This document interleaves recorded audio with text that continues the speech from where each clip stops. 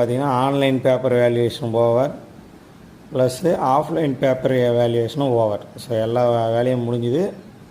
இன்னொரு சைடு பார்த்திங்கன்னா internal mark submit பண்ணுற ஒர்க்கும் ஓவர் ஆகிடுச்சு. ஸோ அடுத்த ஸ்டேஜ் ரிசல்ட் தான்.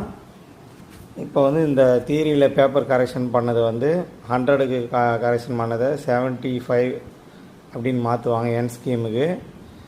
ரெகுலேஷன் 23 ஸ்டூடெண்ட்டுக்கு பார்த்திங்கன்னா 100க்கு கரெக்ஷன் பண்ணுறதை 60 மார்க்குக்கு மாற்றுவாங்க. அதையும் இன்டர்னல் மார்க்கையும் முயற்சி பண்ணி உங்களுக்கு ஒரு ரிசல்ட் ரிலீஸ் பண்ணுவாங்க.